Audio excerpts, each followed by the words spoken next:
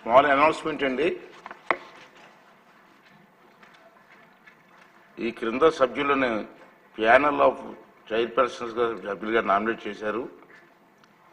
Number 1 మండల బుద్ధప్రసాద్ గారు, వరదరాజుల రెడ్డి గారు, జ్యోతుల నెహ్రూ గారు, కోళ్ల లలిత కుమారి గారు, దాసరి సుధ గారు, పివి విష్ణుకుమార్ రాజు గారు. అదేవిధంగా భారతీయ జనతా పార్టీ రాష్ట్ర అధ్యక్షురాలు శ్రీమతి దగ్గుపాటి పురంధేశ్వరి గారు నాకు వారి పార్టీ తరపు కింద విధంగా పార్టీ పదవులకు ఎన్నుకున్నట్లు వర్తమానం పంపారు. దాంట్లో విష్ణుకుమార్ రాజు గారు ఫ్లోర్ లీడర్గా, ఆదినారాయణ రెడ్డి గారు చీఫ్ విప్గా వారు నిర్ణయం తీసుకోవడం జరిగింది.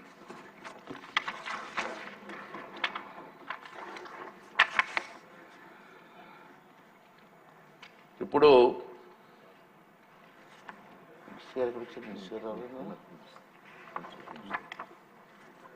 రెవెన్యూ, రిజిస్ట్రేషన్ మరియు స్టాంపుల శాఖ మంత్రి గారు ఆంధ్రప్రదేశ్ భూమి హక్కుల యాజమాన్యం రద్దు బిల్లు 2024ను పరిగణలోకి తీసుకునేందుకు అనుమతి కోరుతూ మంత్రి గారు ప్రతిపాదన చేస్తారు.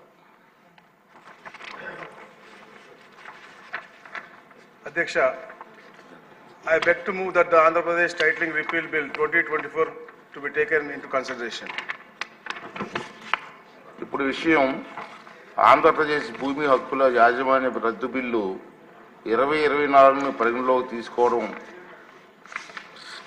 తీసుకోవడం ఈ ప్రతిపాదనకు సుముఖంగా ఉన్నవారు అవును అనండి.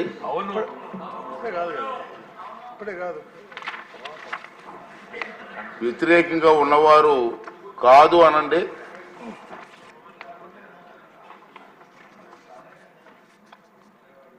అవునన్నారు, అందరూ అవునన్నారు, కాదన్నవారు లేరు. ప్రతిపాదన ఆమోదించడమైనది. బిల్లు పరిగణలోకి తీసుకోబడింది.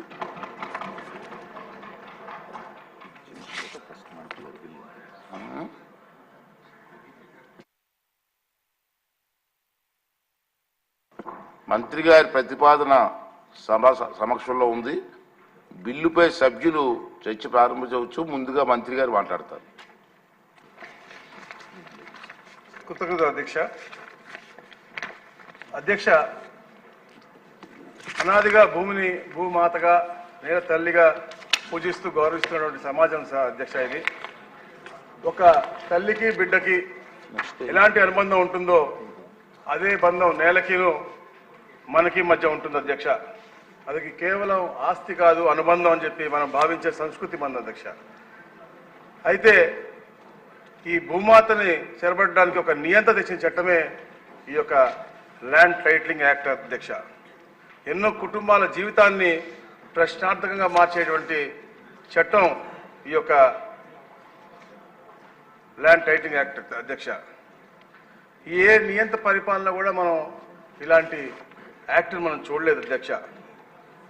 గత 5 ఏళ్లలో అధ్యక్ష ఎన్నో ప్రభుత్వ భూములన్నీ కూడా అన్యాయంగా, అక్రమంగా ఎన్నో జీవోలు తీసుకొచ్చి మేము మొన్న కూడా చూపించాం అధ్యక్ష.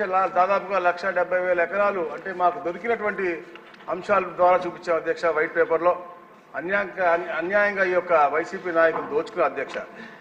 ప్రభుత్వ భూములతో పాటు ప్రైవేటు భూముల్ని కూడా దోచుకోవాలనే లక్ష్యంతో, అవన్నీ కూడా కబలించాలనే లక్ష్యంతోనే ఈ చట్టాన్ని తీసుకొచ్చారు అధ్యక్ష.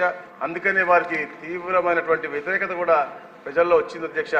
అయితే అప్పుడు ప్రతిపక్ష నాయకుడుగా ఉన్నటువంటి చంద్రబాబు నాయుడు గారు, అలాగే పవన్ కళ్యాణ్ గారు ఈ చట్టాన్ని రద్దు చేస్తామని చెప్పారు అధ్యక్ష. అందుకనే ఈ యొక్క చట్టాన్ని రద్దు చేయడానికి మేము ప్రతిపాదించాం అధ్యక్ష. అధికారంలో ఉన్నప్పుడు అధ్యక్ష ప్రజలను, వారి యొక్క ఆస్తులను మనం రక్షించాలని చెప్పేసి మన ముఖ్యమంత్రి గారు చంద్రబాబు నాయుడు గారు ఎప్పుడు కూడా చెబుతూ ఉంటారు అధ్యక్ష. అందులో భాగంగానే ఈ యొక్క టైటిలింగ్ యాక్ట్ రద్దు అనేది తీసుకొచ్చాం అధ్యక్ష. అధ్యక్ష 2 రకాలైనటువంటి సంస్కరణ తెచ్చారు అధ్యక్ష వీళ్ళు.